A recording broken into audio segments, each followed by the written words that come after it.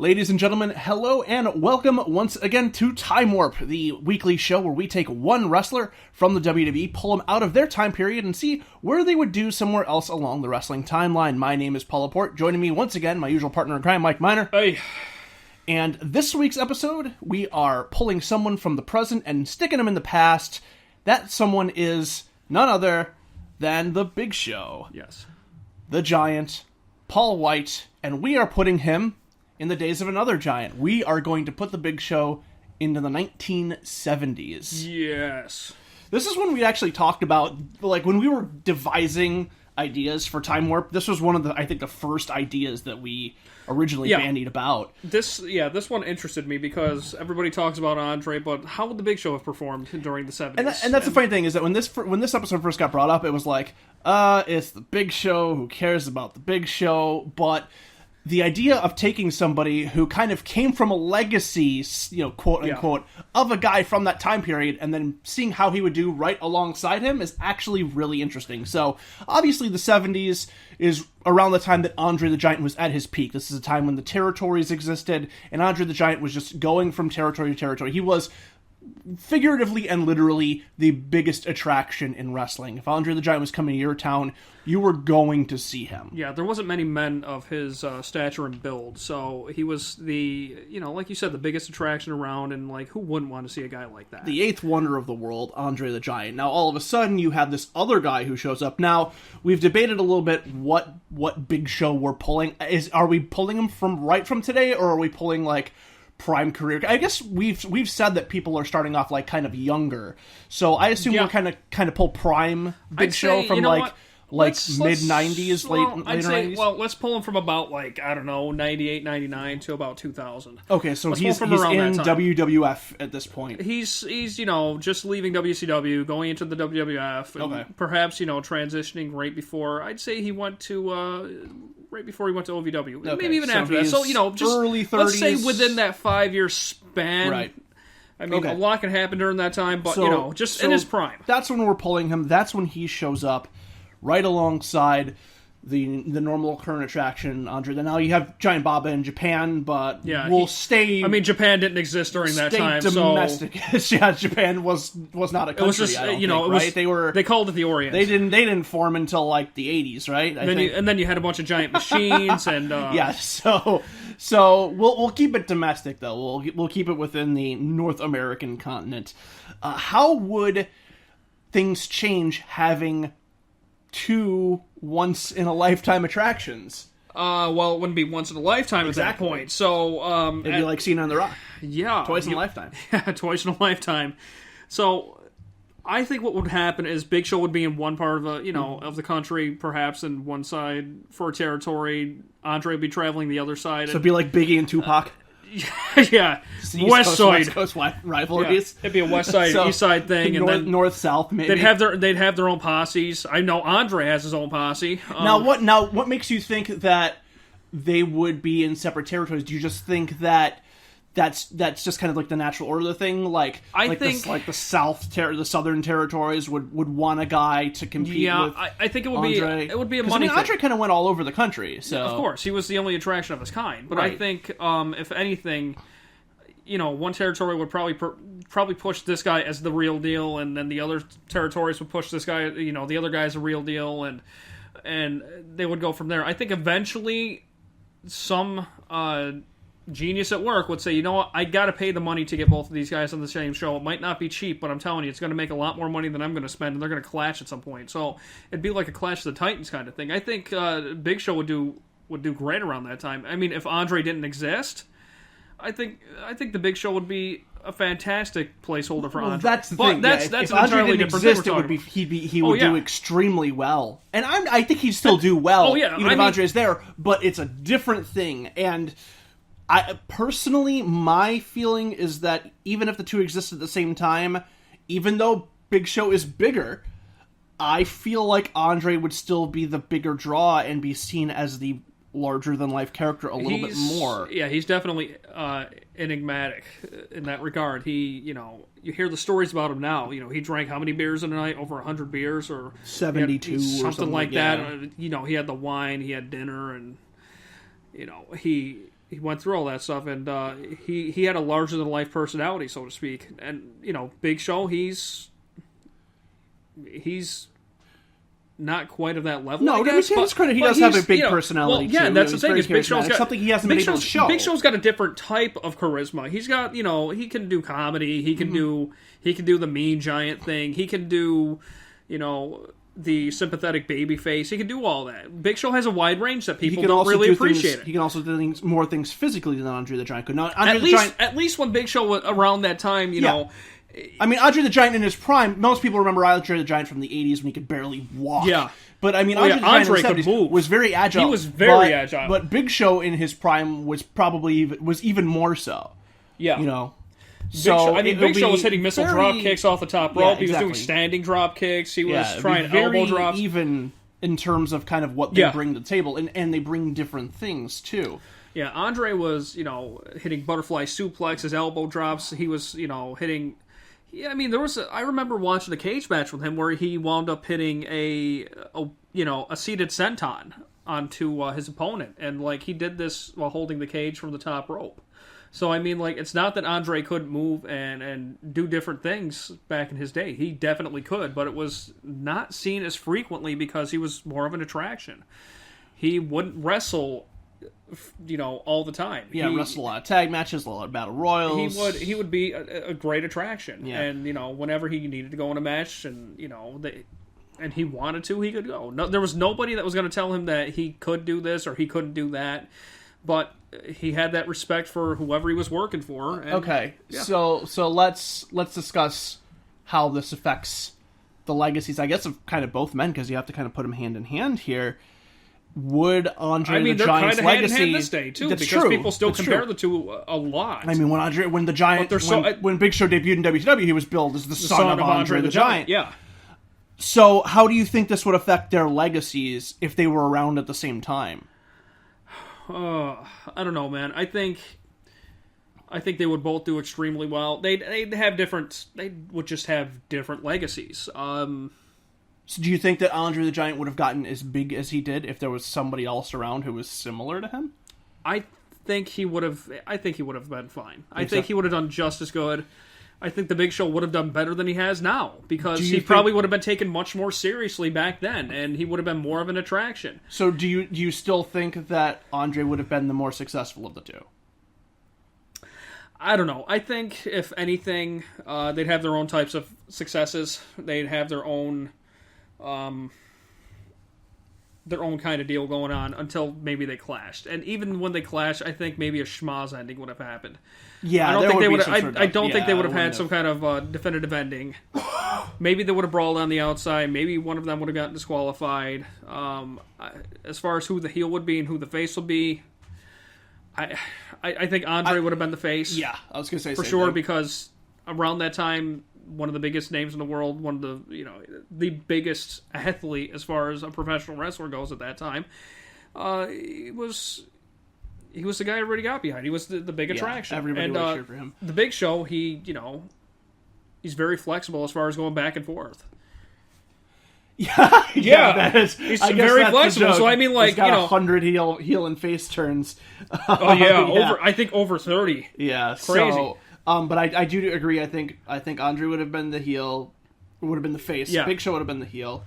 However, the other question. So you still think that Andre would have been more successful as he was? I don't know. I think varying types of success. I think you would have one bad giant, you would have one good giant, and then they would clash like Godzilla and King Kong down the line. Both of them existing at the same time, I think, would have diminished both of their mystique. I don't know, a bit. Like I said, I don't know if it would have diminished their mystique. I think it would have. I don't think it would have. I just think if they played one of them strictly as heel, one of them strictly as face, I think it would have worked extremely well, because eventually down the line you're going to want to pay to see these two. No, it would have worked well, and it would have been a good show, but I just don't necessarily know if it would have been like, oh, Andre the Giant's the 8th wonder of the world, and I don't know if he would, he still has that kind of legacy to this day as being larger than life, but if there was another guy who was literally able to stand toe-to-toe with him, I just don't know if he has that sort of pop cultural impact that he did.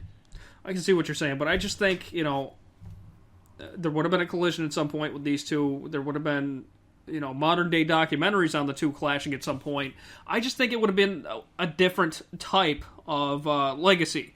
Not necessarily what we got with Andre now from when he was back in that time, and not necessarily what Big Show has now current day and eventually down the line. As, two guys of their own generations, I think it would have been something a bit different, kind of a combination. Some things taken away, some things added, but overall, it would have left its own legacy. These guys would have left their own legacy regardless, and not necessarily a bad one. Nothing really, some things might change, but it would have been a different type of legacy. Okay, so I guess, I don't know if this is going to be the final question, but this is kind of what this all leads up to, at least in my mind. How does Big Show being around in this time period affect WrestleMania 3 and the Hulk Hogan match? Is it still Andre, or is it Hogan versus Big Show selling out the Superdome? Superdome? Was it Superdome? Superdome. Detroit. Superdome. Yeah, Detroit. Getting confirmation it was Yeah. Superdome. We got our sound guy here. The Silverdome, the Superdome. Hogan made that mistake. I'm allowed to. The Silverdome, brother. What's it, Silver? They were in the Silverdome for 30, but then he said it was the Superdome. That was the mistake. So how would it affect that match? Would it still have been Hogan and Andre, or would it have been Hogan versus the Big Show? Here's another wrinkle to add to that. Andre could have gotten the surgery, right, to fix his. I mean, we're not saying modern. Right? We're not saying modern medicine. No, I mean like that back during that changed. time. Well, back during that time, he could have gotten the surgery, right?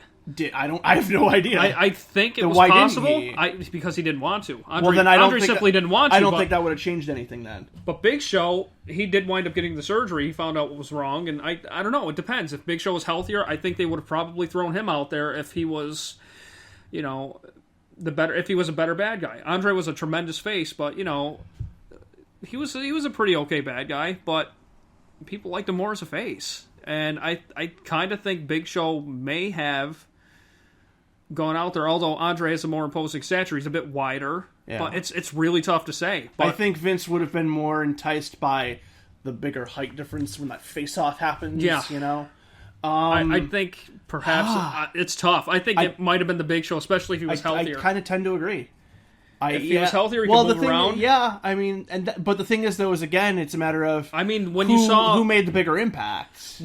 That's honestly, I think Hogan. I think two different giants. Hogan wrestles both of them Yeah. at some point, but it's like, what is that giant marquee match that Vince shoves all in on his company to put on?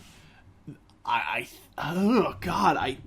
tough, think it's isn't it? Big Show. I really do. I do too, and I think half of it is when you watch the Andre and Hulk Hogan match from WrestleMania 3, which I think is an underrated match as far as psychology goes. And a lot of people crap on the match. I mean, obviously, Andre couldn't do much. Like I always say, this it's a product of its day, and it's true. It's a product of its day, and Andre, he was at a point in his life where he wasn't as mobile. He was not as healthy, and you could clearly see it during the match. But as far as him not being healthy and as mobile as he could have been, he still did a decent job telling a story. If you want to talk about health and longevity, Big Show is wrestling past the point that Andre lived. Yeah, like he is still wrestling, and he is older than Andre when Andre died. Yeah, it's because he got that surgery to take care of himself. He would be in better shape than Andre would. So I think that that's probably the match that they would make. If modern medicine was as good as when the Big Show got the surgery done to himself as it was back then, if it was as good now, if it's as good back then as it is now, I think Big Show would have been the pick, just because he would have been healthier, would have been more mobile. He would have been healthier, more mobile, and there's a chance for repeat WrestleManias, repeat matches. Now, obviously, Hogan and Andre fought a couple times after WrestleMania 3, nothing nearly as big. Oh, yeah. But, you could have Hogan and Andre headline WrestleMania 4, 5, 6, whatever. Like, you could do that match again and do, like, a rematch. And maybe it goes down completely differently. Maybe Big Show wins the first one, and then Hogan comes back for another one, or something like that. They build something even bigger. Or there's a lot of interesting things that are brought up there, and maybe Andre is in the corner of Hogan instead because they're still friends and they're buddies, and this evil giant who's even bigger than Andre is coming in to take the WWF title from Hulk Hogan. That's I really do think that, yeah, that's what happens. Big Show would have been a big, nasty bastard during that time. So, just thinking about this is pretty awesome. Absolutely, yeah. It's really just where you, especially with larger than life attractions like that, where they end up and whether or not there's somebody else like that with them is so important. And you mentioned Andre being in the corner of Hulk Hogan. Maybe the Big Show beats him the first match at that WrestleMania. And, it was how many years before Face lost a main event at WrestleMania? 9 years? And, it could have been done earlier on because maybe Big Show could have, just barely squeaked out over Hogan. Maybe he could have gotten a fluke win. Maybe when Hogan went to go pick the Big Show up for a body slam, maybe his knees would have buckled or his back would have went out, and then he couldn't kick out of the Big Show, landed on him. He could have barely squeaked by. Hogan, you couldn't get by me. You couldn't win this match. It's not going to happen again. Okay. Then the next year, you have Andre in the corner. You have Andre in Hogan's ear saying, you know what? I know how to beat this guy. I'm a giant myself. I got the game plan for you to beat him. And they go and train. I've been to the Giant meetings. I have. Yeah. I've seen him. I've seen him before. I've seen him at the Giant conventions. And then it could have gone from there. Okay. I think we got to. Are we going to wrap this up? Well, let's wrap this up with the question that we always ask at the end of Time Warp. How would Big Show have done better, worse, or the same in this time period than he did in his current? I think he would have been booked as a much, much bigger threat during that time. Even though you had guys, the average wrestler size was much bigger than they are now. So you think he would have done better? Oh, yeah. He definitely would have done better as far as booking goes. Not that he, I mean, more just in terms of an overall legacy. He would have been booked as more of a giant, more of a threat. So not that he's necessarily, he hasn't been booked well in the past, but I don't think he would have been.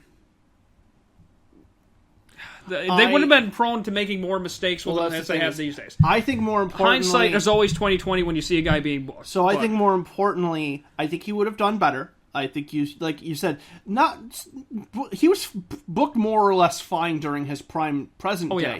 But I think that his late career would have been handled better back then than his late career was handled now. Definitely. I think he would still at this point in his career have that mystique around him if he had started back then than he does now. Whereas Big Show is Big Show comes out, it's it's the Big Show, great. When's the match over? And even then, I don't mind him now because he's, you look at this guy and think of he's not special. I get it. He's but you know what? That's the thing is a lot of people get so jaded to that as far as seeing a guy like the Big Show. I don't think that happens back then. Not back then, but they get and that's the unfortunate part. People get jaded about this guy, and you got to look at the guy. He's probably 7 foot, if not over 7 foot tall, and you get jaded about that. It's kind of sad. Yeah, I mean, if his career ends in the early '90s as opposed to the late 2000 teens, I think it goes down. He goes down as much more wow, that guy was huge and awesome. No doubt. And now it's just oh, look, the Big Show. I just think within a couple of years when he retires, maybe within 5 to 10 years after he retires, people are going to remember him a lot more fondly than they do now. Be right. And it's not going to be possibly not going to be quite on the Andre level, but you know what? I think Big Show will get a lot of love once he steps away from the ring and he's gone. Just like a lot of guys. But I just think that he's going to be one of the bigger ones because he's one of the ones you see on TV. You're like, oh, it's the Big Show again. But once he's gone, you're going to miss him. And you're going to be like, you know what? We didn't really know what we had here, and we should appreciate it. All right, ladies and gentlemen, that's going to wrap it up for this episode of Time Warp. Hope you enjoyed. Please be sure to like, comment, and subscribe to our YouTube channel. If you'd like to leave us any additional feedback, you can do so at changingthequestions@gmail.com, or you can send us a message on Twitter at changingtheqs, which is at changingtheqs. Also, be sure to like us on Facebook and check out all of our other shows. On Mondays, of course, are this show, Time Warp. On Tuesdays and Thursdays, we have Changing the Questions. On Wednesdays, we have Booking About a Wrestler. And on Fridays, we have Let's Play TEW. That's going to wrap it up for Mike Miner. Hey. My name's Paul Laporte. And Steve. Mike Miner for the WCW Halloween Havoc Phantom. All right. We'll see you. We'll see you. He doesn't speak. He doesn't play. Bye-bye. Bye.